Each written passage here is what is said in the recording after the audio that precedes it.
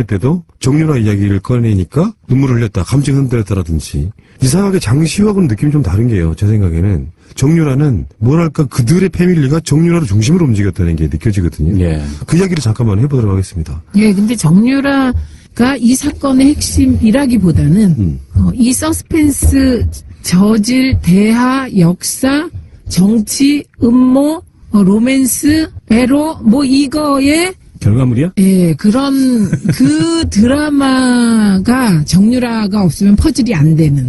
예.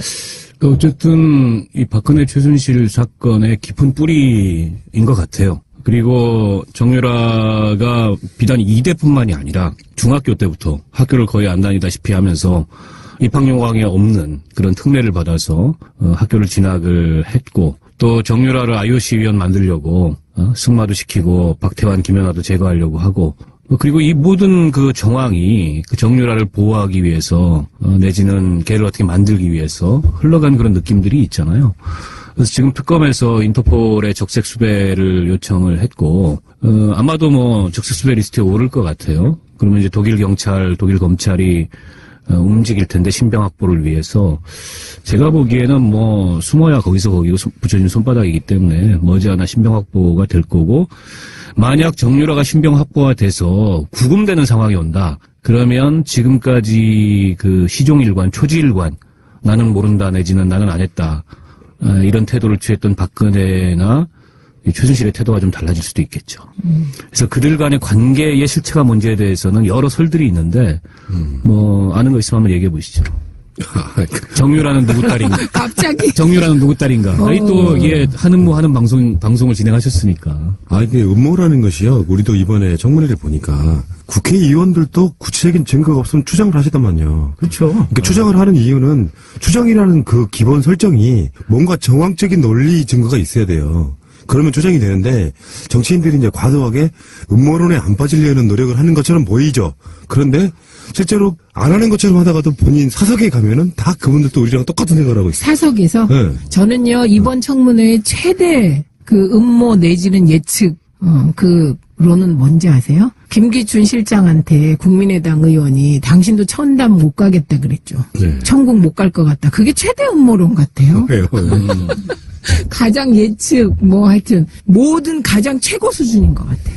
깜짝 놀랐어요, 그거 보다가. 그러니까 일설에는 이제 뭐 정유라가 박근혜 씨의 딸이 아니냐. 근데 이제 그거를 아니라고 들이대는 이쪽 반박들이 분쇄가 가능한 그런 거거든요. 그러니까 예를 들어서 나이가 안 맞잖아 일단. 그러니까 태어난 년. 근데 그거는 얼마든지 예를 들면 뭐 저희 집안에도 그런 분들 계세요. 태어난 지 뭐 몇 년 후에 여러저러한 이유로 우리 주위에도 있잖아요. 호적이 한 늦게 올라가는 사람도 있을 수 있으니까. 그러니까 정윤의 아버지가 그 최순실이 이미 애를 낳아가지고 왔다는 뉘앙스의 인터뷰를 한 게 있죠. 그러니까 그런 이미 있었다. 애가. 그런 방식으로 이제 분쇄를 해보면 나이 이야기는 그쪽의 논리, 그 논리에 반박하는 증거는 안 된다고 생각이 들고요. 나이는.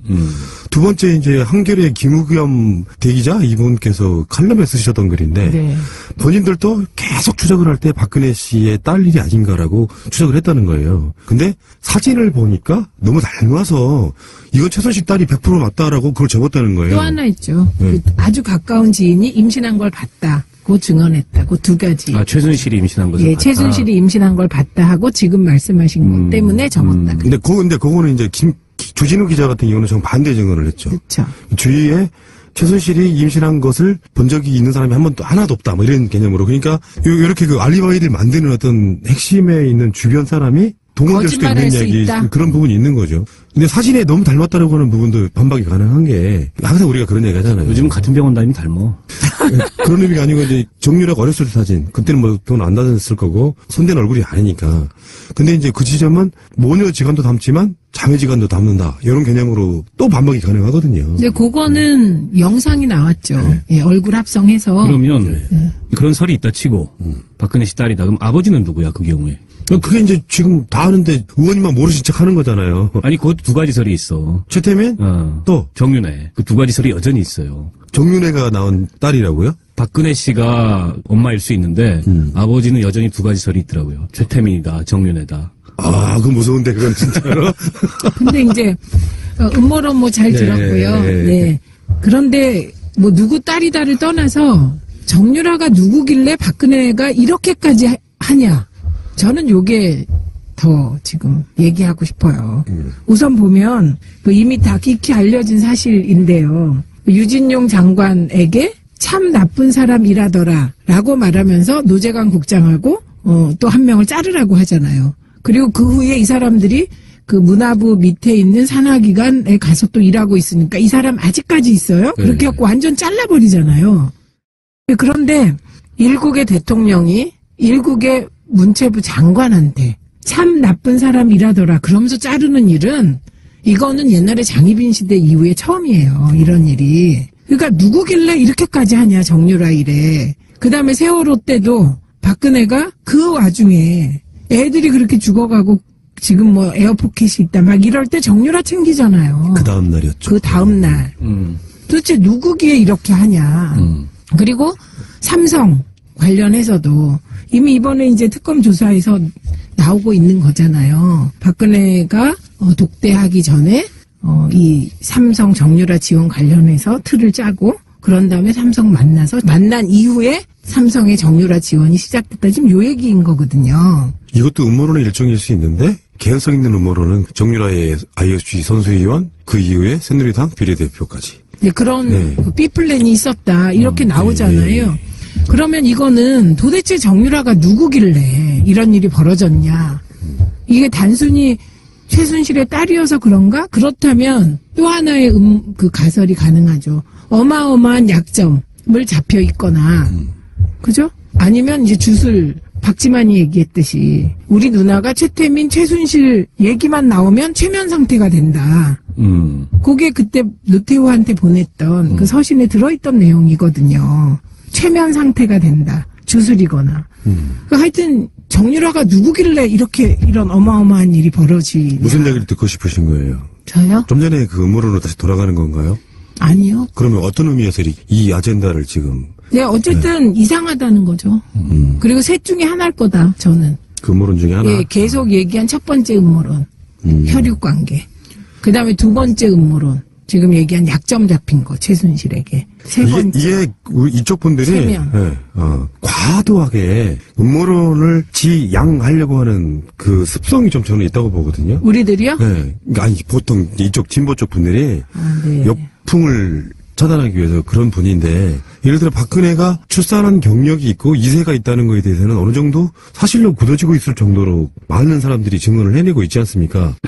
근데 박근혜의 실제 혈육이라고 하는 사람은 나온 적이 없는데 이렇게 추정할 수 있는 거죠. 최소한 어떤 누군가가 박근혜 주위에서 그냥 어디다 그냥 길거리 버리다시피 한 그 정도의 이세가 아니라 그러면 박근혜 주위에 있었을 거라고 보는데 그 중심이 사실상 정유라를 중심으로 돌고 있었다는 걸 보면 여러 가지 그러니까 반대 이론에도 불구하고 정유라의 박근혜 이세설이 꾸준히 나오는 이유는 분명히 있다고 저는 보는 거거든요. 그거야 확인해볼 도리가 없으니까 뭐 그 친자 확인을 유전자 감식을 대조를 해볼 수도 없고. 근데 그거는 하면 안 되나요? DNA 검사? 근데 진짜 확인 검사? 그거는 본인들이 동의하고 요구하지 않는 이상 이거 어렵죠. 강제로 할 수 있는 방법은 없고. 다만 이제 조금 아까 최 의원님이 말씀하셨듯이 그냥 일반적 그런 저기로는 해석이 안 되는 측면이 분명히 있어요. 때문에 계속 뭐 그게 음모론이 됐든 무슨 설이 됐든 그런 걸 의심할 수밖에 없는 거고 아무리 친한 사람의 자식 혹은 자식같이 생각하는 경우라 하더라도 이렇게 온갖 뭐 법과 제도와 그다음에 질서와 이런 걸 무력화시키면서 이렇게까지 할 리가 없거든요. 대통령이 직접 나서서 그거는 그 이외에 다른 것을 우리가 생각해보지 않을 수 없는. 그러니까 이건 뭐 여전히 밝혀야 될. 그러니까 처음에 그 입장할 때도 국민들께 죽을 죄를 졌습니다. 그래서 막 울고 이렇게 들어왔다가 검찰 조사를 저랑 같이 받은 적이 있었어요. 그래서 저랑 마주친 게 아니라 같은 날에 이제 이쪽하고 이쪽은 장소가 틀렸었는데 제가 화장실 간다고 화장실 갔는데 옆에 이제 여자 화장실 쪽에서 막 헛구역질을 하고 막 그러는 거죠. 그래서 누군가 이렇게 나와서 이렇게 슬쩍 보니까는 최순실인 거예요. 그래서 쓱 보고 이제 수갑을 채우더라고요. 그다음에 제가 이제 조사받았던 이 방이면 여기 영상 녹화 방이었었어요. 근데 갑자기 이제 그 복도에서 쓰러지면서 이제 오바이트를 한 거죠. 그러면서 이제 휠체어에 실려 나간 상당히 연기파입니다. 그러면 그 쓰러지기 전에 화장실에서 우리 노 부장님 들은 모습은 네네. 나름 이렇게 헛구역질이라고 하나요? 이걸 네. 연습을 해가지고 나왔다고 볼 수 있겠네요. 그거. 그렇죠. 사전 연습을 이제 화장실에서 하고 나와서 영상 쓰러지고. 녹화방에서는 그 영상으로 이제 진술을 하시더라고요. 그러니까는 왜 그러면은 이제 뭐 강압수사다 뭐였다 네. 뭐 그러니까 이렇게 이거 했으니까. 굉장히 중요한 말씀 해주셨는데 영상 녹화를 지금 다 했다는 거잖아요. 네, 네. 그거 보면 강압수사인지 아닌지 아니, 알 수 다 나오는 있겠죠. 거죠. 네, 다 날 수 있는 거죠. 최순실의 사진 중에 우리 이제 언론사 기자분들이 찍은 사진 중에 이렇게 이 마스크 쓰고 막 이렇게 웅크리고 있다가 이렇게 노려보는 사진이 가끔 나오잖아요. 그렇죠. 네. 근데 저게 저는 우연히 잘못 찍혀진 사진인 줄 알았는데 오늘 딱 최순실의 모습은 이겁니다. 딱 대심판정이 있는데 헌법재판소에 가운데 딱 앉았어요. 그래 앉아가지고 이제 정면을 응시하다가 사진이 막 찍혀지니까 고개를 이렇게 숙였어요. 근데 이 왼쪽에는 우리 탄핵 소추 의원님들하고 변호사님들, 예. 오른쪽에는 이제 우리 이제 예. 심판정 이렇게 정면으로 바라봤을 때 오른쪽에는 대통령 측 대리인들이 이렇게 있는데 제가 앉았을 때 딱 이렇게 보더라고요. 그 눈매가 그 눈매가 그렇죠. 이 장난이 아니다. 안경 이렇게 그러니까는. 근데 저게 그냥 나온 사진은 아니다라는 걸 네. 제가 오늘 우리 노승희 부장님이 정말 한 번도 공개되지 않은 새로운 사실 엊그저께 최근에 있었던 얘기입니다. 정동춘 K스포츠재단 이사장님이잖아요. 이사장이잖아요. 네, 네. 이 양반이 지금 그 국정조사 나와가지고 청문회에서 우리 뭐 노승희 부장이나 또는 그 고영태 또는 뭐 박헌영 과장. 이렇게 해가지고 조금 다른 네네. 뭐 박헌영 과장하고는 뭐 비슷하긴 하지만 네. 그런데 정동춘이 벌써 자리를 내놓고 네. 석고대죄해야 될 사람이 아직까지도 그 이사장직을 유지하고 있단 말이에요. 심지어 우리 이제 노승일 부장을 징계하려다가 미수에 그쳤고, 예. 뭐 이사회 회의록이 뭐 위조됐다느니, 뭐 허위로 조작됐다느니 예. 얘기하고, 그 이사회에서 정동춘을 이렇게 해임시키는 그 이사회 결의까지도 지금 부인하고 그러는 거 아니겠어요? 예, 맞습니다. 그런데 엄청난 일이 지금 벌어졌다는 거예요. 돈을 빼돌리고 있다. 예, 오늘 있었던 오늘 네. 시에. 네. 촐랑대지 말고. 예. 네. 본인은 12일자로 그 연임이 안 됐고 그다음에 해임이 됐어요. 네. 이사 임기 자리에서도. 마지막 날이라는 예. 그날이죠. 1월 12일 날. 예. 그러고 나서 본인이 1월 12일 날 마지막으로 행사한 게 이제 인사권이었어요. 근데 본인은 인사권이 있었던 것도 아니고 그 인사위원회를 열어서 정당하게 이제 절차에 의해서 뽑았어야 되는데 본인이 아는 사람 2명을 본부장으로 앉히고 오늘 같은 경우에 가장 중요했던 게 뭐냐면은 본인이 나가면서 정의를 갖고 갔어요. 그 법인인감 도장을. K스포츠재단의 예. 법인인감을 가지고 나갔다. 예. 그러고 나서 오늘 갖고 나갔다는 예. 얘기예요. 오늘 벌어진 일이에요. 신한은행 역삼동의 그 지점에 가서 예. 저희가 있었던 그 재단 계좌를 없애고 다른 계좌를 만들고 개설을 해서 예. 그쪽으로 돈을 옮기고 그다음에 돈이 옮겨간 게 맞습니까? 예. 그럼 그다음에 저희가 지금 인터넷 뱅킹 접속을 못 하고 있어요. 그것도 없애고 그다음에 우리은행에다 전화를 해서 예. 법인카드를 다시 발급해달라 그러고 근데 법인카드 직원들이 막아놓은 걸 다시 뚫은 거군요. 다시 발급해달라 그러고 그 제가 이 방송을 통해서 정동춘 그 전 이사장님께 오늘 그 말씀드리고 싶은 건 그렇게 하다가는 엄청난 얘기예요. 네. 형사소송에 의해서 엄청난 예. 얘기. 그렇죠. 자, 우리 형법으로 처벌. 이쯤에서는 이제 백혜련 의원님이 등장할 때가 됐어요. 이거 짚어볼 문제예요. 이게 진짜. 지금 맞네, 이게. 예. 그 스포츠 재단에는 이사회가 있어요. 그 이사회의 이사분들이 정동춘은 넌 아웃이다. 해임을 시킨 의결을 했어요. 근데 정동춘이 그걸 다투고는 있지만 제가 보기에는 적법한 해임이에요. 근데 아직도 이사장직에서 안 물러나면서 해임 결의 이후에 인사권을 행사하고 더 나가서 기존의 법인 계좌를 폐쇄하고 법인인감을 가지고 가서 자의적으로 새로운 계좌를 개설해서 돈을 그리로 보냈다. 뭐 엄청 무슨 많은 죄가 돼야 될 것 같은데 일단은 그렇죠. 가장 크게는 그 단순하게 생각할 수는 일단 절도죄죠. 예, 법인인감 오케이. 들고 나왔죠. 법인인감 들고 나왔고 그 다음에 그 문서를 뭐 이렇게 또 작성했을 거 작성해야 아닙니까? 되죠. 그럼 이사장이라는 그 신분을 도용해서 했을 거 아닙니까? 그랬을 것 같은데요. 자기 전 그래서 이사장으로 안 문서 되는 이조에 거니까. 대한 예. 죄들이 사문서 위조, 동행사 뭐 이렇게 나오잖아요. 그죠? 네, 그러니까 사문서 이조도 이조지만 또그 자경 모용, 자경 모용. 네, 자경 모용이 되지 않을까 이런 생각이 지금 얼핏 드네요. 돈을 인출한 네. 행위도 제가 보기에는 어떤가요? 그러니까 횡령이나 횡령죄라고 보관자의 보기에는 죄에 있지 않다고 보면은 횡령이라기보다는 사기. 절도나 법인인감을 가져가서 네. 자기가 이사장이 아닌데 이사인 것처럼 해서 계좌를 만들고 거기에 돈을 가져갔으니까 사기도 될 수도 있겠네요. 네, 그렇죠. 이게 얼마를 옮긴 거예요? 횡령으로 보기에는 좀 나오는 어렵고요. 이게 이제 영장 없이 기존의 자료를 잘 살펴보는 것으로 찾은 게 100억대라는 겁니다. 예, 지금 특검이 막 영장도 발부하고, 숨겨진 재산을 적극적으로 찾을 수 있는 그 수단이 별로 없었어요. 예, 그래서 기존 자료를 잘 살피고 하는 것으로 그것만으로 추가 100억대를 찾아낸 거라는 거죠. 예. 큰 덩어리는 해외에 있다고 다들 추정을 하고 있고, 국내에 있는 것은 제가 보기엔 현물들이 아닐까.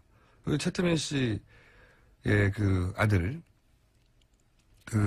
최재석 씨요? 예, 최재석 씨를 통해서 얘기됐던 게 이제 특히 이제 인생에 남는 금괴 얘기 있지 않습니까? 금괴가 어마어마한 두께로 있었다. 금괴에는 다 1년 번호가 있거든요. 그래서 이제 이런 얘기가 나오면 꼭 비자금 금괴 얘기가 나와요. 현금화 할 수가 있으니까. 근데 금괴는 처리할 때 제가 알기로는 중간에 이제 그 브로커들이 금괴를 삽니다. 사가지고 녹여요. 녹이는데, 왜냐면 그 1년 번호면 추적이 되잖아요. 금괴를 녹이는데 녹이면 가격이 확 떨어져요. 확 떨어지지만 수수료를 중간에 받고 거래를 할 수 있을 만큼, 만약에 이게 금괴가 1억짜리다. 그러면 한 7천만 원, 6천만 원에 사는 거죠. 그런 다음에 넘겨도 이익이 남을 만큼. 저는 금괴가 궁금합니다. 금괴는 번호가 있거든요. 번호를 보면 그 주인이나 혹은 연도를 알 수 있어요. 금괴가 어디 있을 것 같은데 어디 있는지 모르겠어요. 이게 무거워가지고 함부로 옮길 수도 없는 것이고 해외를 빼내기도 어렵거든요. 금괴는 어딘가에서 금괴가 나올 텐데 거기까지 아직 못 가고 그냥 자료를 잘 찾아봤더니 100억대가 있더라. 예, 추가로요. 예, 추가로 관련된 뉴스가 있나요? 네, 어제 노웅래 의원도 관련된 이야기를 국회 본회의에서 했었는데요. 박정희 정권의 스위스 비자금 의혹에 대해서 실체를 밝히고 불법 자금을 환수해야 된다라는 건데. 국회에서 드디어 이런 말도 나오는군요, 이제. 예. 이거가 본체죠, 본체. 예, 그런 의혹이죠. 의혹의 본체가 박정희 정권 당시의 비자금이 스위스에 있는 거 아니냐. 이런 이야기는 뭐 오래전부터 있었죠. 예. 네, 그 근거가요. 프레이저 보고서입니다. 유명한 보고서죠. 예. 예.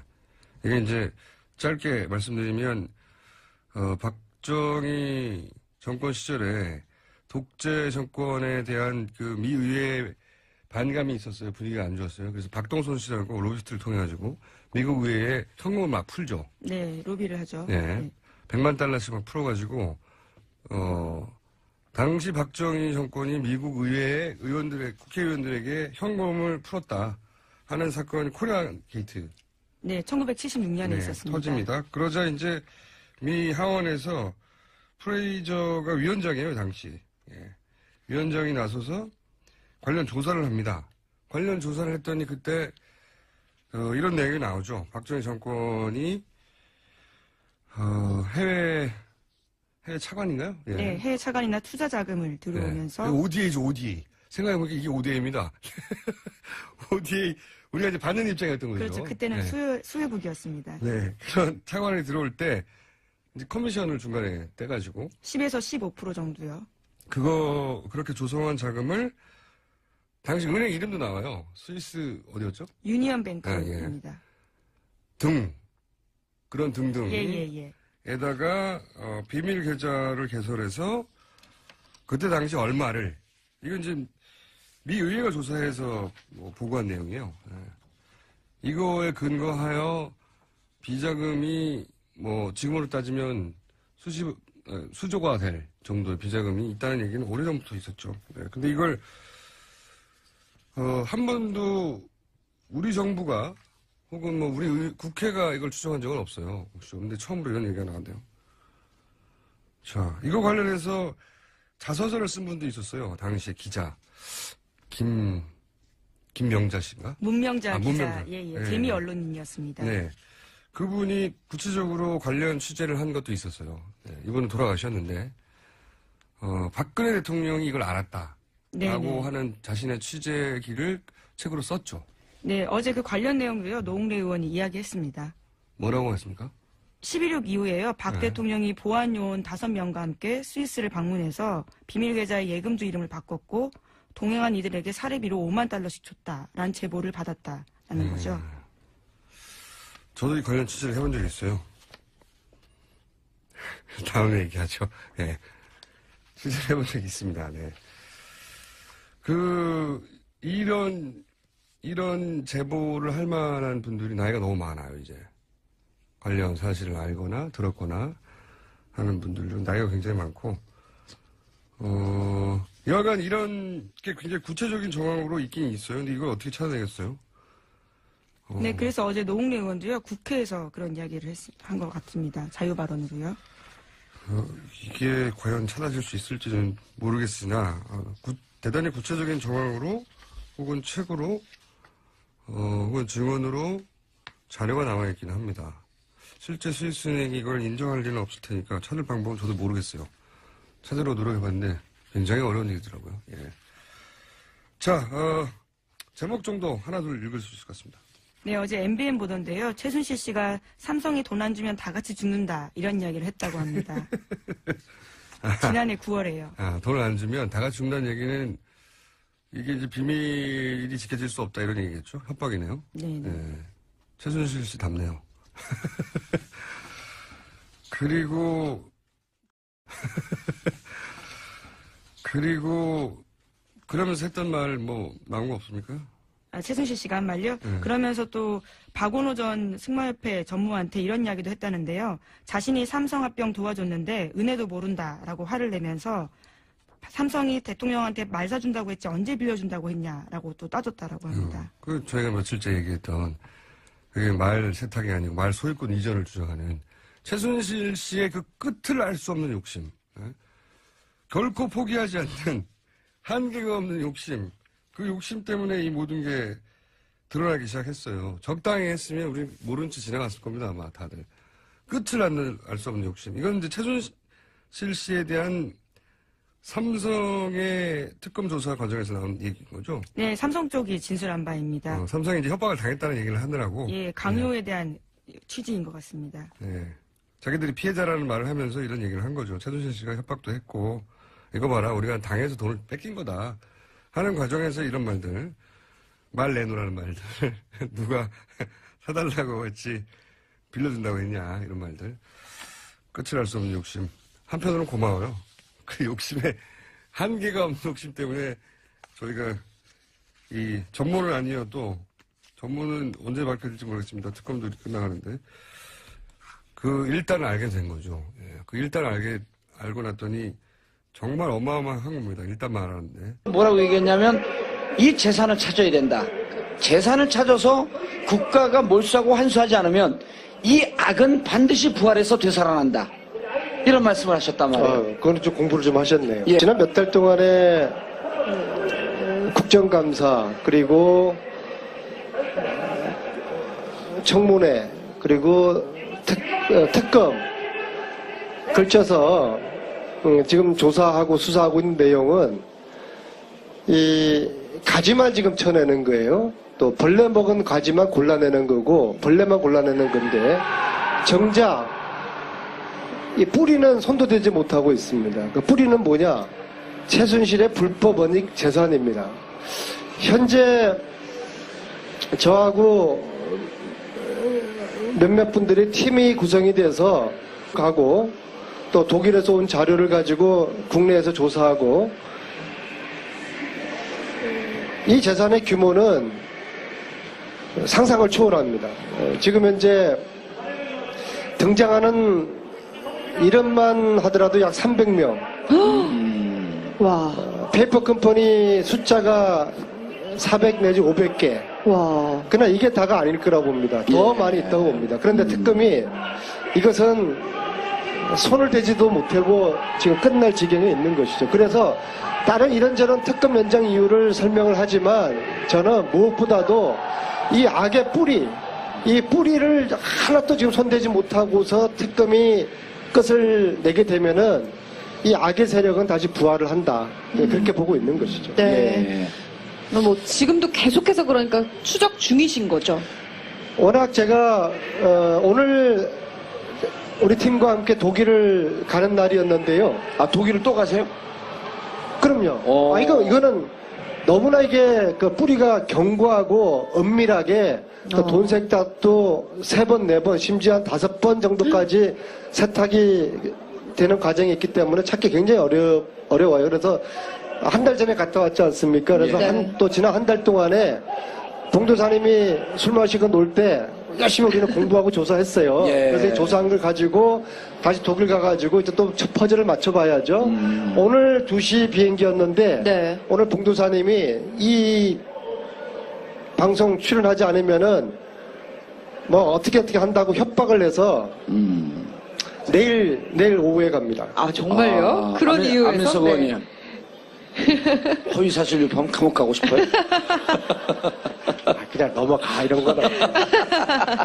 그래서 독일 가서 지난번에 주진우랑 같이 갔었죠. 이번에도 같이 우리가 예. 주진우 기자는 과거 MB정부 시대부터 4대강 비리 관련된 자금, 그 다음에 해외 자원 외교를 통해서 빼돌린 그런 불법 재산, 이런 것들을 쭉 추적을 해왔는데, 지금 현재 기자들 중에서는 아마 주진우가 이 최순실 박근혜 일당의 재산을 가장 오랫동안 조사를 해왔습니다. 그리고 더불어 안원구 전 대구 국세청장, 그렇죠.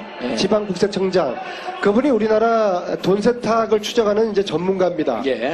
국세청에서 사국장도 했고요. 그렇죠. 국세청의 조사국장이라는 자리는 돈 세탁을 찾고 조사하고 뺏는 그런 자리거든요. 그래서 이제 안원구 국장님이 저희 팀에 합류함으로써 주진우와 저가 이 비전문가가 캐내던 이 최순실의 불법 은닉 재산, 돈 세탁 이런 과정의 흐름을 안원구 국장님이 지금 아주 면밀하게, 디테일하게, 아마 감옥에 있는 최순실이가 알면은 기급을 할 겁니다. 그래서 저희 팀이 한 달 전에도 독일을 갔었고, 또 독일 가면은 또 독일에 또 이 재산을 조사하는 교포들이 한 3분이 계세요. 독일에서 사업하시면서. 그분들하고 저희 팀하고 같이 지금 외인 구단입니다. 외인 구단. 이게 저희들이 수사권도 조사권도 없으니까 분명히 이 회사는, 이 호텔은 최순실이의 차명, 은닉 재산이 있을 것이다라고 100% 심정은 가는데 조사권과 수사권이 없으니까 더 이상 가지를 못하는 거죠. 근데 그러는 사이에 계속 고구마 줄기처럼 지금 캐져 나오고 있습니다. 그런데 지난번 독일 갔다 오시고 우리 방송에 한번 출연하셨었단 말이에요. 네, 그랬죠. 그리고 그때도 안원구 국장하고 같이 갔고, 이번에도 내일 떠나시면서 안원구 국장님하고 같이 가나요? 그럼 안원구 주진우 같이 가죠. 그런데 이제 궁금한 게, 지난번 1차 갔을 때, 한 달 전에 갔을 때 독일 교민들의 지원과 도움을 받아서 상당히 많은 근거를 가져왔는데, 그때도 확실하게 뿌리를 잡지 못했지만은 어느 정도 이 실체에 접근하고 있다, 이런 말씀을 하셨는데, 그럼 갔다 와갖고 가져온 자료를 한 달 동안 분석하는 과정을 거쳤었나요? 그러니까 공부를 제가 안 하고 있다고 제가 말씀드린 거예요. 제가 일주일 전에 대정부 질의에서 저희들이 그동안 조사하고 분석한 일종의 연구죠. 이건 연구를 해야 돼요. 이건 뭐 박사학위 논문 쓸 때보다 더 밤새워서 공부를 해야 돼요. 그래서 그 결과를 대정부 질의에서 PPT 화면으로 3개를 띄웠어요. 일주일 전에. 하나는 이게 너무 전체적인 그림의 흐름이 방대하기 때문에 그냥 동영상 자료로 쭉 지나가는 그림 하나 보여드렸고요. 두 번째는 독일에 있는 최순실의 은닉 재산들, 그리고 최순실 걸로 의심되는 회사들, 그리고 관련된 조력자들의 이름, 독일 사람들 10명이 있어요. 소위 말해서 검은머리 외국인이라고 하는 사람들의 그 그림 하나하고, 세 번째로는 한국 내에 최순실과 연관된 기업들, 그리고 관련 인사들의 명단, 그것을 대정부 질의에서 보여드렸죠, 국민들에게. 근데 이것을 언론인들도 제대로 이거를 뭐 전혀 파악을 하지 못하고 있기 때문에 사실은 제가 이 정도로 이야기했으면은 그 다음 순서는 지금까지처럼 언론들이 막 파고 들어가야 돼요. 예. 근데 사실 지금 이제 JTBC도 방송을 했고 PD 수첩도 했고 추정 60분도 했고 그것이 알고 싶다는 지금 현재 또 독일에 있어요. 근데 예. 저희들이 조사한 거를 넘어가지를 못해요. 그러니까 저희들이 조사한 것만 가지고 그걸만 내서 지금 보도를 하고 지금 취재를 하고 있으니까 사실 저희들로서 굉장히 이제 부담이 되는 것이죠. 굉장히 조사를 방대하게 하고 또 연구다라고까지 말씀을 하셨는데 내일 독일로 이제 출국을 하신다고요. 정확히 어떤 내용 때문에 출국을 하시는 거예요? 저희들이 지난 한 달 전에 갔을 때 최순실과 관련된 기업을 했던 사람이라고 추정되는 분들을 여러분을 만났어요. 예.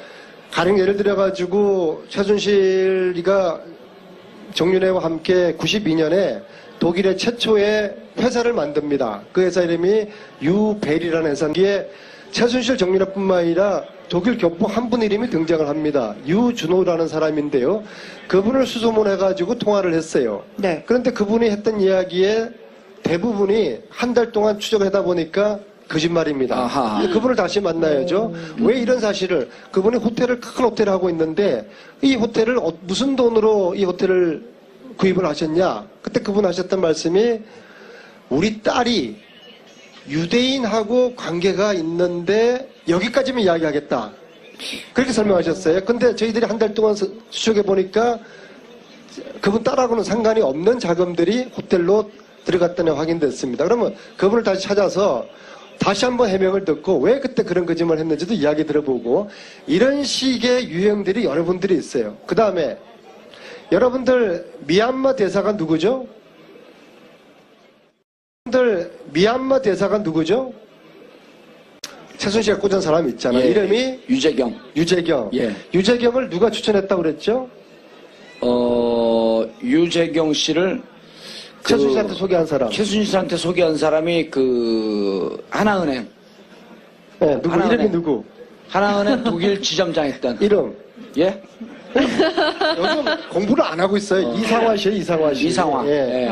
네. 이상화 유재경이가 자기들이 밀당해가지고 최순실한테 미얀마 대사 시켜준 게 아니라 저희들은 그 위에 보스가 있다고 봅니다. 양모라는 사람인데요. 예. 이분이 유럽 삼성 본부장으로 11년에 은퇴를 합니다. 양혜경 씨.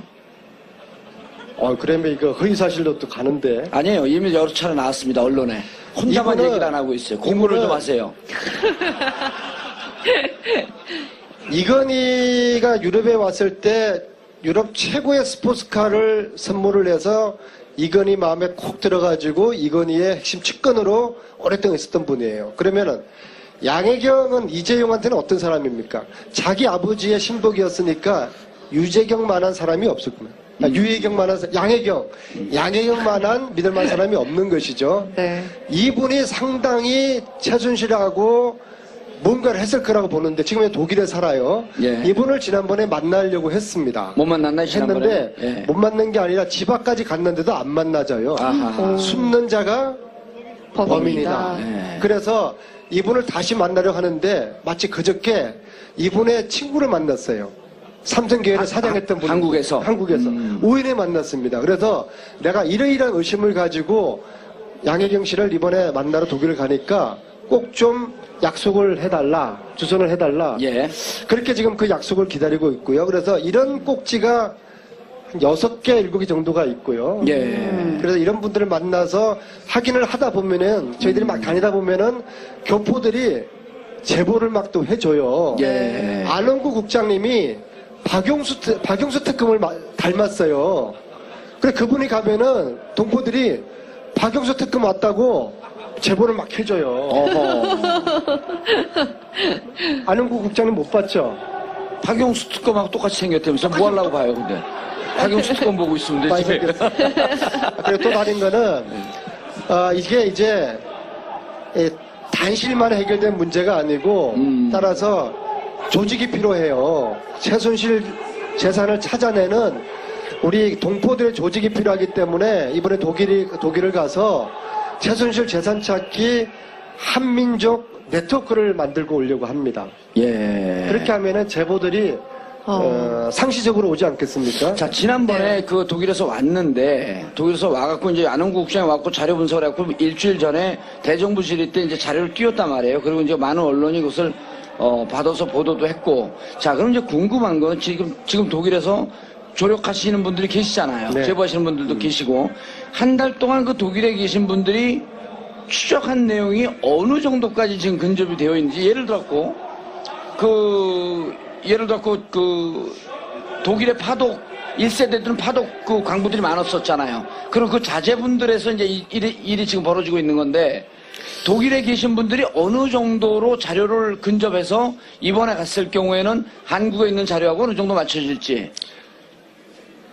독일 내부의 조력자들에 대한 조사는 1차적으로 거의 끝났어요. 아하. 지금 현재 저희들이 조사하고 있는 거는 예. 이 독일 조력자들하고 독일 회사들하고 연결되어 있는 한국의 조력자들, 한국의 회사들. 왜냐하면 돈들이 넘어왔을 거 아닙니까? 네. 그렇죠. 돈 세탁이라는 거는 국내에서 외국으로 가고 외국에서 국내로 들어오고 외국에서 외국으로 가는 세 가지 패턴이거든요. 예. 그래서 지금 단계는 한국으로 흘러 들어왔거나 한국하고 연관된 독일의 기업들이라든지 독일의 조력자들하고 이 퍼즐을 지금 맞추고 있는 그런 단계입니다. 예, 그런데, 이런 얘기가 이제 언론에서 보도가 된 게 있었단 말이에요. 지난번에 뭐라고 말씀을 하셨냐면, 네. 일부 언론에 보도됐는데 98년도에 이제 박근혜 대통령이 재보궐선거로 대구에서 출마를 하잖아요. 그러니까 추정인데 근거는 지금 나왔는지 제가 궁금해서 여쭤보는 건데, 박근혜 대통령이 선거할 때마다 해외에서 뭉칫돈이 들어온 흔적이 있을 것이다 라고 하는 보도는 일부의 언론에서 나왔어요. 확인은 되지 않았지만. 저희들이 추적해서 조사한 것은 대선 전에, 예. 그러니까 2006년에 독일에서 뭉칫돈이 빠져나갑니다. 아하. 그리고 2012년에도 뭉칫돈이 빠져나갑니다. 독일에서요? 네. 이 뭉칫돈이 대선 자금하고 어떤 연관이 있는지는 저희들은 확인할 방법이 없어요. 왜냐하면 조사권과 수사권이 없기 때문에. 그래서 이 재산은 특별법을 만들지 않으면은 찾아낼 수가 없어요. 최순실이가 감옥에서 이렇게 이야기를 합니다. 독일의 재산이 얼마나 있는 거냐 제가 물어요. 감방 청문회에서 최순실 왈 한 푼도 없다. 있으면 찾아서 다 가지라. 이렇게 이야기를 합니다. 그 이야기의 의미는 못 찾을 거라는 거예요. 죽었다 깨어나도 못 찾는다. 그럴 수밖에 없어요. 만약에 저희들이 독일의 우리 애국 동포들이 이 일을 함께 지금 하고 있는 분들이 안 계셨더라면은 우리가 이 재산을 어떻게 찾을 수가 있겠어요? 지난 가을부터 이 일에 미친 듯이 빠져들고 있는 몇 분의 독일 동포들이 계시기 때문에 독일의 최순실의 은닉 재산들에 대한 추적이 지금 가능한 것이거든요. 그러나 저희들이 지금 하고 있는 이 일은 특별법이 만들어지지 않고서는 조사하거나 수사할 수가 없는 거 아니겠습니까? 그래서 이 특별법이 반드시 필요한 것이죠. 아, 특별법이요. 네, 알겠습니다. 이 특검이요, 수사 초기부터 최순실과 박근혜 대통령, 그리고 이제 최태민, 최순실 씨 부친이죠. 이렇게 그 관계를 좀 통해서 뇌물죄 혐의를 입증하려고 열심히 수사를 하기는 했는데, 특검의 발표에 따르면은 당초 예상과 달리 최순실 씨의 국내 은닉 재산 규모가 100억 원 정도다. 라고 이야기를 했어요. 추적이 좀 순탄치 않기 때문일 거라고 보는데 하실 말씀 있으세요? 이 책을 보여드려야 되겠습니다. 여러분들 프레이저 보고서를 들어보셨습니까? 이 보고서는 1978년 미국 의회에서 박정희 정권의 정치 자금과 포함한 여러 가지 한국 관련된 조사를 미 의회에서 한 보고서입니다. 예, 프레이저 보고서. 네, 이게 그동안은 영어로만 되어 있었기 때문에 우리 국내 언론이나 국내에서는 별로 소개받지 못했는데요. 이 책이 최근에 한글로 번역이 되었습니다. 이 내용을 보면요. 박근혜 정권이 기업들로부터 돈을 걷어서 그 재산을 어떻게 스위스 비밀 구자로 옮겼는지에 대한 그런 내용들이 쓰여져 있습니다. 신병 확보가 돼서 구금되는 상황이 온다. 그러면 지금까지 그 시종일관, 초지일관, 나는 모른다 내지는 나는 안 했다. 이런 태도를 취했던 박근혜나 최순실의 태도가 좀 달라질 수도 있겠죠. 그래서 그들 간의 관계의 실체가 뭔지에 대해서는 여러 설들이 있는데, 뭐, 아는 거 있으면 한번 얘기해 보시죠. 정유라는 누구 딸인가? 갑자기. 정유라는 누구 딸인가? 아니 또, 예, 하는 방송을 진행하셨으니까. 이게 음모라는 것이요. 우리도 이번에 청문회를 보니까 국회의원들도 구체적인 증거가 없으면 추정을 하시더만요. 그렇죠. 그러니까 추정을 하는 이유는 추정이라는 그 기본 설정이 뭔가 정황적인 논리 증거가 있어야 돼요. 그러면 추정이 되는데 정치인들이 이제 과도하게 음모론에 안 빠지려는 노력을 하는 것처럼 보이죠.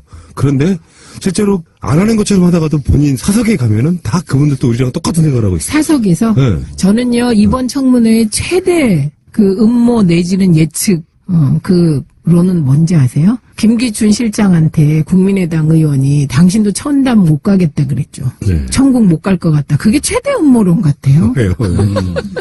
가장 예측, 하여튼, 모든 가장 최고 수준인 것 같아요. 깜짝 놀랐어요, 그거 보다가. 그러니까 일설에는 이제 정유라가 박근혜 씨의 딸이 아니냐. 근데 이제 그거를 아니라고 들이대는 이쪽 반박들이 분쇄가 가능한 그런 거거든요. 그러니까 예를 들어서 나이가 안 맞잖아 일단. 그러니까 태어난 년.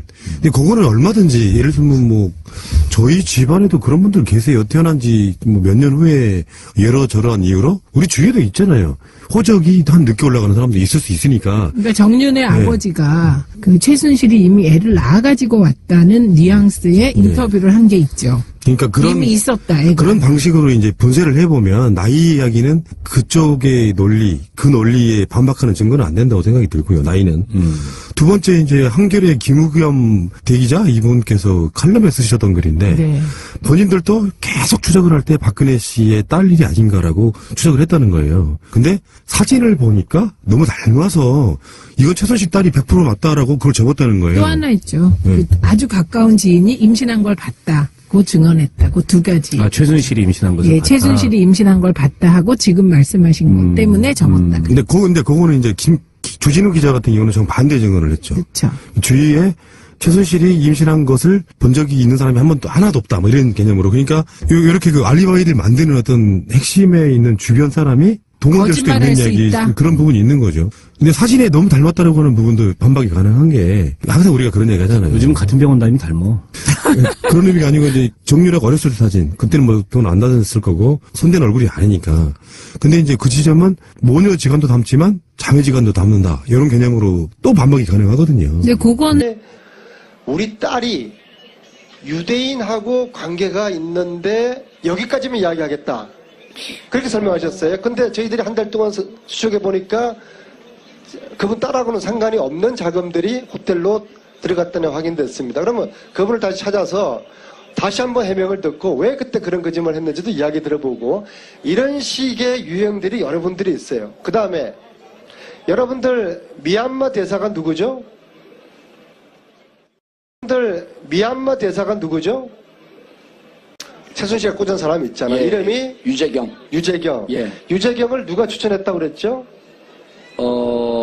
유재경 씨를 최순실한테 소개한 사람. 최순실한테 소개한 사람이 하나은행.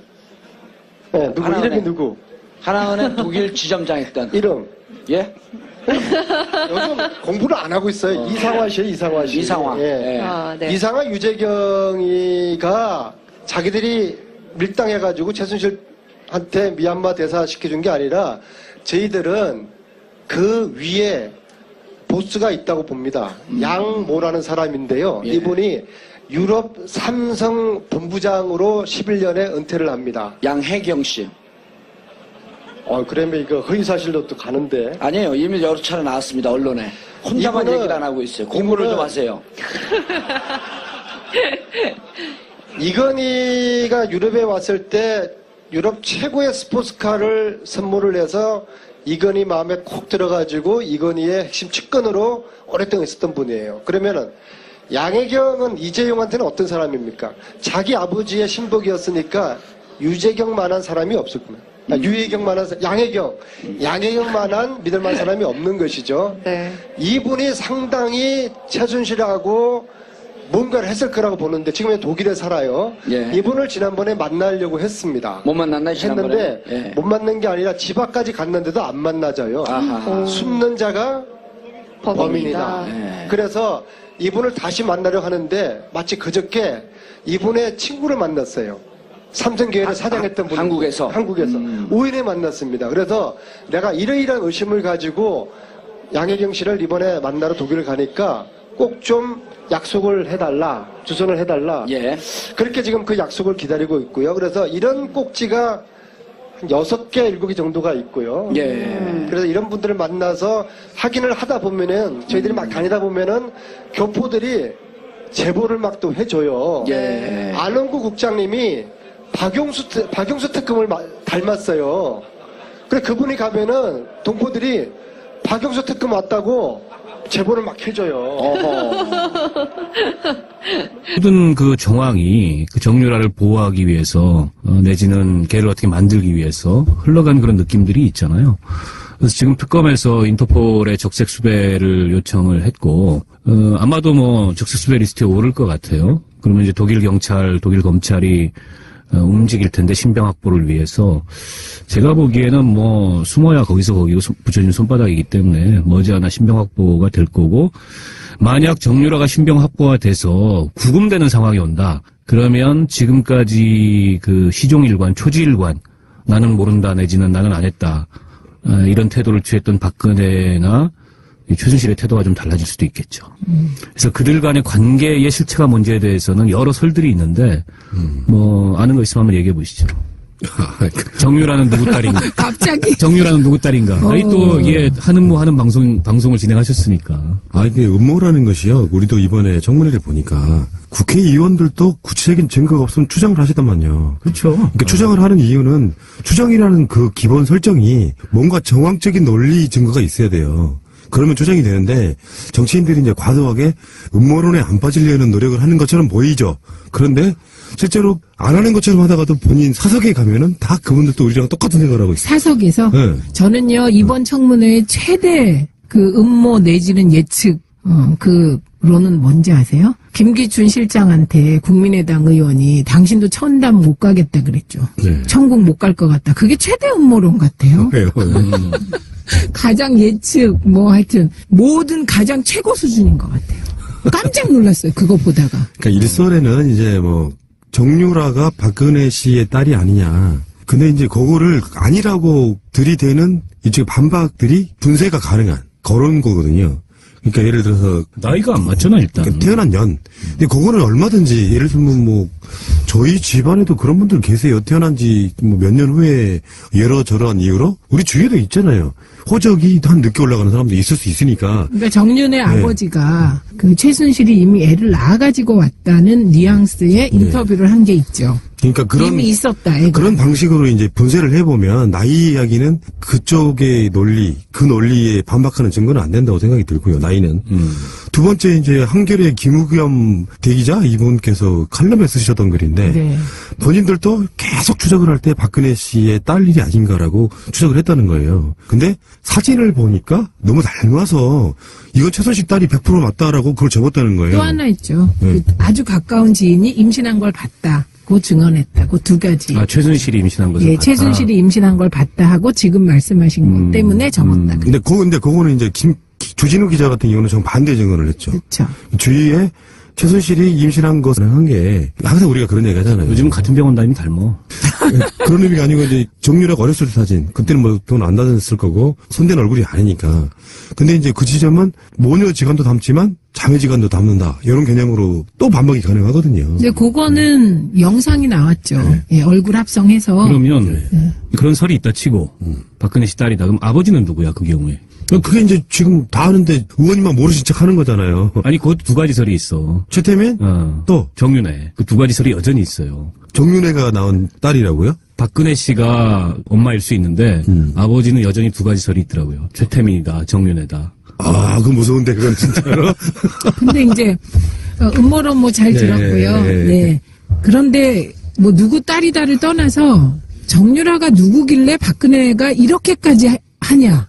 저는 요게 더 지금 얘기하고 싶어요. 우선 보면 이미 다 깊이 알려진 사실인데요. 유진용 장관에게 참 나쁜 사람이라더라 라고 말하면서 노재관 국장하고 또 한 명을 자르라고 하잖아요. 그리고 그 후에 이 사람들이 그 문화부 밑에 있는 산하기관에 가서 또 일하고 있으니까 이 사람 아직까지 있어요? 그렇게 해갖고 완전 잘라버리잖아요. 그런데 일국의 대통령이 일국의 문체부 장관한테 참 나쁜 사람이라더라 그러면서 자르는 일은 이거는 옛날에 장희빈 시대 이후에 처음이에요. 이런 일이. 그러니까 누구길래 이렇게까지 하냐 정유라 일에. 그 다음에 세월호 때도 박근혜가 그 와중에 애들이 그렇게 죽어가고 지금 뭐 에어포켓이 있다 막 이럴 때 정유라 챙기잖아요. 그 다음 날이었죠. 그 다음 날. 도대체 누구기에 이렇게 하냐. 그리고 삼성 관련해서도 이미 이번에 이제 특검 조사에서 나오고 있는 거잖아요. 박근혜가 독대하기 전에 이 삼성 정유라 지원 관련해서 틀을 짜고 그런 다음에 삼성 만난 이후에 삼성의 정유라 지원이 시작됐다. 지금 요 얘기인 거거든요. 이것도 음모론의 일종일 수 있는데 개연성 있는 음모론은 정유라의 ISG 선수위원 그 이후에 새누리당 비례대표까지. 네, 그런 B플랜이 있었다. 이렇게 나오잖아요. 네. 그러면 이거는 도대체 정유라가 누구길래 이런 일이 벌어졌냐. 이게 단순히 최순실의 딸이어서 그런가? 그렇다면 또 하나의 그 가설이 가능하죠. 어마어마한 약점을 잡혀 있거나, 그죠? 아니면 이제 주술, 박지만이 얘기했듯이 우리 누나가 최태민, 최순실 얘기만 나오면 최면 상태가 된다. 그게 그때 노태우한테 보냈던 그 서신에 들어있던 내용이거든요. 최면 상태가 된다. 주술이거나. 하여튼 정유라가 누구길래 이런 어마어마한 일이 벌어지냐. 무슨 얘기를 듣고 싶으신 거예요? 저요? 좀 전에 그 음모론으로 다시 돌아가는 건가? 있고 이세가 있다는 거에 대해서는 어느 정도 사실로 굳어지고 있을 정도로 많은 사람들이 증언을 해내고 있지 않습니까? 근데 박근혜의 실제 혈육이라고 하는 사람은 나온 적이 없는데 이렇게 추정할 수 있는 거죠. 최소한 어떤 누군가가 박근혜 주위에서 그냥 어디다 그냥 길거리 버리다시피 한 그 정도의 이세가 아니라 그러면 박근혜 주위에 있었을 거라고 보는데 그 중심이 사실상 정유라를 중심으로 돌고 있었다는 걸 보면 여러 가지 그러니까 반대 이론에도 불구하고 정유라의 박근혜 이세설이 꾸준히 나오는 이유는 분명히 있다고 저는 보는 거거든요. 그거야 확인해볼 도리가 없으니까 뭐 그 친자 확인을 유전자 감식을 대조를 해볼 수도 없고. 근데 그거는 하면 안 되나요? DNA 검사, 친자 확인 검사. 그거는 본인들이 동의하고 요구하지 않는 이상 이거 어렵죠. 강제로 할 수 있는 방법은 없고. 다만 이제 조금 아까 최 의원님이 말씀하셨듯이. 그냥 일반적 그런 저기로는 해석이 안 되는 측면이 분명히 있어요. 때문에 계속 뭐 그게 음모론이 됐든 무슨 설이 됐든 그런 걸 의심할 수밖에 없는 거고 아무리 친한 사람의 자식 혹은 자식같이 생각하는 경우라 하더라도 이렇게 온갖 뭐 법과 제도와 그다음에 질서와 이런 걸 무력화시키면서 이렇게까지 할 리가 없거든요. 대통령이 직접 나서서 그거는 그 이외에 다른 것을 우리가 생각해보지 않을 수 없는. 그러니까 이건 뭐 여전히 밝혀야 될. 그러니까 처음에 그 입장할 때도 국민들께 죽을 죄를 졌습니다. 그래서 막 울고 이렇게 들어왔다가 검찰 조사를 저랑 같이 받은 적이 있었어요. 그래서 저랑 마주친 게 아니라 같은 날에 이제 이쪽하고 이쪽은 장소가 틀렸었는데 제가 화장실 간다고 화장실 갔는데 옆에 이제 여자 화장실 쪽에서 막 헛구역질을 하고 막 그러는 거죠. 그래서 누군가 이렇게 나와서 이렇게 슬쩍 보니까는 최순실인 거예요. 그래서 쓱 보고 이제 수갑을 채우더라고요. 그다음에 제가 이제 조사받았던 이 방이면 여기 영상 녹화 방이었었어요. 근데 갑자기 이제 그 복도에서 쓰러지면서 이제 오바이트를 한 거죠. 그래서 이제 휠체어에 실려 나간 상당히 연기파입니다. 그러면 그 쓰러지기 전에 화장실에서 우리 노부장님 들은 모습은 나름 이렇게 헛구역질 하거나요? 이걸 연습을 해가지고 나왔다고 볼 수 있겠네요. 그거. 그렇죠. 사전 연습을 이제 화장실에서 하고 영상 녹화방에서는 영상으로 이제 진술을 하시더라고요. 그러니까는 왜 그러면 이제 뭐 강압수사다 뭐였다. 그러니까 이거 굉장히 중요한 말씀 해주셨는데 영상 녹화를 지금 다 했다는 거잖아요. 그거 보면 강압수사인지 아닌지 알 수 있겠죠. 다 날 수 있는 거죠. 최순실의 사진 중에 우리 이제 언론사 기자분들이 찍은 사진 중에 이렇게 이 마스크 쓰고 막 이렇게 웅크리고 있다가 이렇게 노려보는 사진이 가끔 나오잖아요. 그렇죠. 근데 저게 저는 우연히 잘못 찍혀진 사진인 줄 알았는데 오늘 딱 최순실의 모습은 이겁니다. 딱 대심판정이 있는데 헌법재판소에 가운데 딱 앉았어요. 그래 앉아가지고 이제 정면을 응시하다가 사진이 막 찍혀지니까 고개를 이렇게 숙여. 그런데 일국의 대통령이 일국의 문체부 장관한테 참 나쁜 사람이라더라 그러면서 자르는 일은 이거는 옛날에 장희빈 시대 이후에 처음이에요. 이런 일이. 그러니까 누구길래 이렇게까지 하냐 정유라 이래. 그 다음에 세월호 때도 박근혜가 그 와중에 애들이 그렇게 죽어가고 지금 뭐 에어포켓이 있다 막 이럴 때 정유라 챙기잖아요. 그 다음 날이었죠. 그 다음 날. 도대체 누구기에 이렇게 하냐. 그리고 삼성 관련해서도 이미 이번에 이제 특검 조사에서 나오고 있는 거잖아요. 박근혜가 독대하기 전에 이 삼성 정유라 지원 관련해서 틀을 짜고 그런 다음에 삼성 만난 이후에 삼성의 정유라 지원이 시작됐다. 지금 요 얘기인 거거든요. 이것도 음모론의 일종일 수 있는데 개연성 있는 음모론은 정유라의 IOC 선수위원 그 이후에 새누리당 비례대표까지. 네, 그런 B플랜이 있었다. 이렇게 나오잖아요.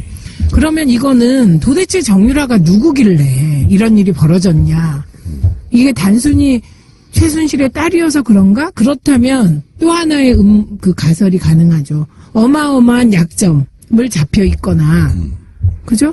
아니면 이제 주술, 박지만이 얘기했듯이 우리 누나가 최태민, 최순실 얘기만 나오면 최면 상태가 된다. 그게 그때 노태우한테 보냈던 그 서신에 들어있던 내용이거든요. 최면 상태가 된다. 주술이거나. 하여튼 정유라가 누구길래 이런 어마어마한 일이 벌어지냐. 무슨 얘기를 듣고 싶으신 거예요? 저요? 좀 전에 그 음모론으로 다시 돌아가는 건가요? 아니요. 그러면 어떤 의미에서 이 아젠다를 지금? 네, 어쨌든 이상하다는 거죠. 그리고 셋 중에 하나일 거다, 저는. 그 음모론 중에 하나? 예, 계속 얘기한 첫 번째 음모론. 혈육 관계.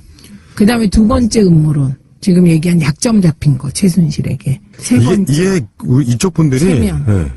과도하게 음모론을 지양하려고 하는 그 습성이 좀 저는 있다고 보거든요. 우리들이요? 네. 그러니까 아니, 보통 이쪽 진보 쪽 분들이 네. 역풍을 차단하기 위해서 그런 분인데 예를 들어 박근혜가 출산한 경력이 있고 이세가 있다는 거에 대해서는 어느 정도 사실로 굳어지고 있을 정도로 많은 사람들이 증언을 해내고 있지 않습니까? 근데 박근혜의 실제 혈육이라고 하는 사람은 나온 적이 없는데 이렇게 추정할 수 있는 거죠. 최소한 어떤 누군가가 박근혜 주위에서 그냥 어디다 그냥 길거리 버리다시피 한 그 정도의 이세가 아니라 그러면 박근혜 주위에 있었을 거라고 보는데 그 중심이 사실상 정유라를 중심으로 돌고 있었다는 걸 보면 여러 가지 그러니까 반대 이론에도 불구하고 정유라의 박근혜 이세설이 꾸준히 나오는 이유는 분명히 있다고 저는 보는 거거든요. 그거야 확인해볼 도리가 없으니까 뭐 그 친자 확인을 유전자 감식을 대조를 해볼 수도 없고. 근데 그거는 하면 안 되나요? DNA 검사, 친자 확인 검사. 그거는 본인들이 동의하고 요구하지 않으니. 말씀드리고 싶은 건 그렇게 하다가는 엄청난 얘기예요. 네. 형사소송에 의해서 엄청난 예. 그렇죠. 자, 형법으로 처벌. 이쯤에서는 이제 백혜련 의원님이 등장할 때가 됐어요. 이거 짚어볼 문제예요. 이게 진짜. 지금 맞네, 이게. 그 스포츠 재단에는 이사회가 있어요. 그 이사회의 이사분들이 정동춘은 넌 아웃이다 해임을 시킨 의결을 했어요. 근데 정동춘이 그걸 다투고는 있지만 제가 보기에는 적법한 해임이에요. 근데 아직도 이사장직에서 안 물러나면서 해임 결의 이후에 인사권을 행사하고 더 나가서 기존의 법인 계좌를 폐쇄하고 법인 인감을 가지고 가서 자의적으로 새로운 계좌를 개설해서 돈을 그리로 보냈다.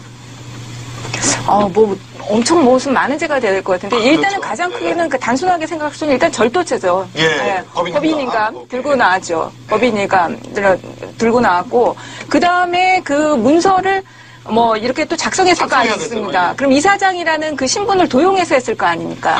그랬을 것 같은데요. 자기 전 이사장으로 안 문서 되는 이조에 거니까. 대한 죄들이 사문서 위조, 동행사 뭐 이렇게 나오잖아요. 그죠? 네, 그러니까 사문서 이조도 이조지만 또 그 작용 모용, 작용 모용이 되지 않을까 이런 생각이 지금 얼핏 드네요. 돈을 인출한 행위도 제가 보기에는 어떤가요?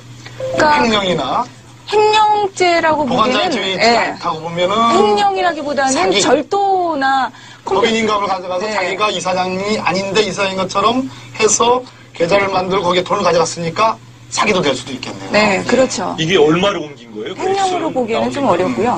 이게 이제 영장 없이 기존의 자료를 잘 살펴보는 것으로 찾은 게 100억대라는 겁니다. 예, 지금 특검이 막 영장도 발부하고, 숨겨진 재산을 적극적으로 찾을 수 있는 그 수단이 별로 없었어요.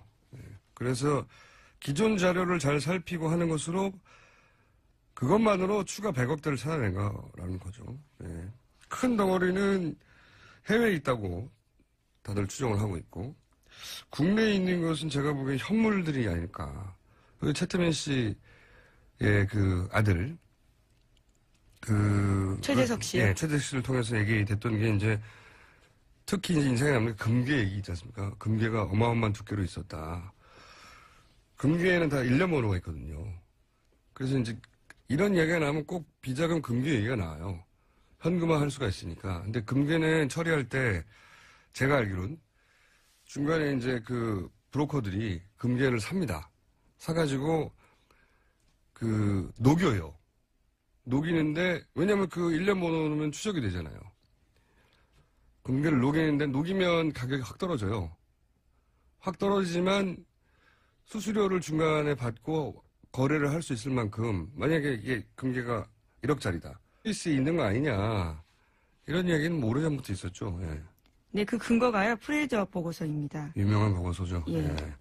이게 이제 짧게 말씀드리면, 박정희 정권 시절에 독재 정권에 대한 그 미 의회의 반감이 있었어요. 분위기가 안 좋았어요. 그래서 박동선 씨라고 로비스트를 통해가지고 미국 의회에 현금을 막 풀죠. 네, 로비를 하죠. 네. 네. 100만 달러씩 막 풀어가지고, 당시 박정희 정권이 미국 의회의 국회의원들에게 현금을 풀었다 하는 사건이 코리아 게이트. 네, 1976년에 있었습니다. 터집니다. 그러자 이제 미 하원에서 프레이저가 위원장이에요, 당시. 예. 위원장이 나서서 관련 조사를 합니다. 관련 조사를 했더니 그때 이런 내용이 나오죠. 박정희 정권이 해외 차관인가요? 예. 네, 해외 차관이나 투자 자금을 들어오면서 네. ODA죠, ODA. 생각해보니까 이게 ODA입니다. ODA 우리가 이제 받는 입장이었던 거죠. 그렇죠. 그때는 네. 수혜국이었습니다. 네, 그런 차관이 들어올 때 이제 커미션을 중간에 떼가지고 10에서 15% 정도요. 그렇게 조성한 자금을 당시 은행 이름도 나와요. 스위스 어디였죠? 유니언뱅크입니다. 그런 등등. 예. 에다가 비밀 계좌를 개설해서 그때 당시 얼마를 이건 이제 미 의회가 조사해서 보고한 내용이에요. 네. 이거에 근거하여 비자금이 지금으로 따지면 수조가 될 정도의 비자금이 있다는 얘기는 오래전부터 있었죠. 네. 근데 이걸 한 번도 우리 정부가 혹은 우리 국회가 이걸 추정한 적은 없어요. 근데 처음으로 이런 얘기가 나왔네요. 자, 이거 관련해서 자서전을 쓴 분도 있었어요. 당시에 기자. 김명자 씨인가? 문명자 기자. 문명자. 예. 네. 재미 언론인이었습니다. 네. 그분이 구체적으로 관련 취재를 한 것도 있었어요. 네. 이분은 돌아가셨는데, 박근혜 대통령이 이걸 알았다. 라고 하는 자신의 취재기를 책으로 썼죠. 네, 어제 그 관련 내용도요, 노웅래 의원이 이야기했습니다. 뭐라고 했습니까? 11.6 이후에요, 박 대통령이 보안요원 5명과 함께 스위스를 방문해서 비밀계좌의 예금주 이름을 바꿨고, 동행한 이들에게 사례비로 5만 달러씩 줬다라는 제보를 받았다라는 거죠. 저도 이 관련 취재를 해본 적이 있어요. 다음에 얘기하죠. 네. 취재를 해본 적이 있습니다. 네. 이런 제보를 할 만한 분들이 나이가 너무 많아요, 이제. 관련 사실을 알거나 들었거나 하는 분들 중 나이가 굉장히 많고, 관련 사실을 알거나 들었거나 하는 분들 중 나이가 굉장히 많고, 여하간 이런 게 굉장히 구체적인 정황으로 있긴 있어요. 근데 이걸 어떻게 찾아내겠어요? 네, 그래서 어제 노웅래 의원도요, 국회에서 그런 이야기를 한 것 같습니다. 자유발언으로요. 이게 과연 찾아질 수 있을지는 모르겠으나, 대단히 구체적인 정황으로, 혹은 책으로, 혹은 증언으로 자료가 남아있긴 합니다. 실제 스위스은행이 이걸 인정할 리는 없을 테니까 찾을 방법은 저도 모르겠어요. 찾으러 노력해봤는데, 굉장히 어려운 얘기더라고요. 예. 자, 제목 정도 하나 둘 읽을 수 있을 것 같습니다. 네, 어제 MBN 보던데요. 최순실 씨가 삼성이 돈 안 주면 다 같이 죽는다. 이런 이야기를 했다고 합니다. 지난해 9월에요. 돈을 안 주면 다 같이 죽는다는 얘기는 이게 이제 비밀이 지켜질 수 없다 이런 얘기겠죠? 협박이네요. 네. 최순실 씨 답네요. 그리고 그러면서 했던 말 뭐 나온 거 없습니까? 최순실 씨가 한 말요? 그러면서 또 박원호 전 승마협회 전무한테 이런 이야기도 했다는데요. 자신이 삼성 합병 도와줬는데 은혜도 모른다라고 화를 내면서 삼성이 대통령한테 말 사준다고 했지 언제 빌려준다고 했냐라고 또 따졌다라고 합니다. 그 저희가 며칠째 얘기했던 그게 말 세탁이 아니고 말 소유권 이전을 주장하는 최순실 씨의 그 끝을 알 수 없는 욕심, 결코 포기하지 않는 한계가 없는 욕심, 그 욕심 때문에 이 모든 게 드러나기 시작했어요. 적당히 했으면 우리 모른 채 지나갔을 겁니다, 아마 다들. 끝을 알 수 없는 욕심. 이건 이제 최순실 씨에 대한 삼성의 특검 조사 과정에서 나온 얘기인 거죠? 네, 삼성 쪽이 진술한 바입니다. 삼성이 이제 협박을 당했다는 얘기를 하느라고. 예, 강요에 대한 취지인 것 같습니다. 네.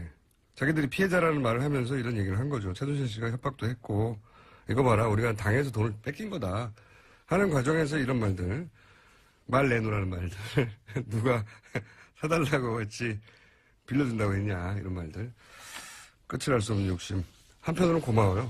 그 욕심에 한계가 없는 욕심 때문에 저희가 이 전문은 아니어도 전문은 언제 밝혀질지 모르겠습니다. 특검도 끝나가는데 그 일단을 알게 된 거죠. 예, 그 일단을 알고 났더니 정말 어마어마한 겁니다. 일단 말하는데 뭐라고 얘기했냐면 이 재산을 찾아야 된다. 재산을 찾아서 국가가 몰수하고 환수하지 않으면 이 악은 반드시 부활해서 되살아난다. 이런 말씀을 하셨단 말이에요. 그거는 좀 공부를 좀 하셨네요. 예. 지난 몇 달 동안에 국정감사 그리고 청문회 그리고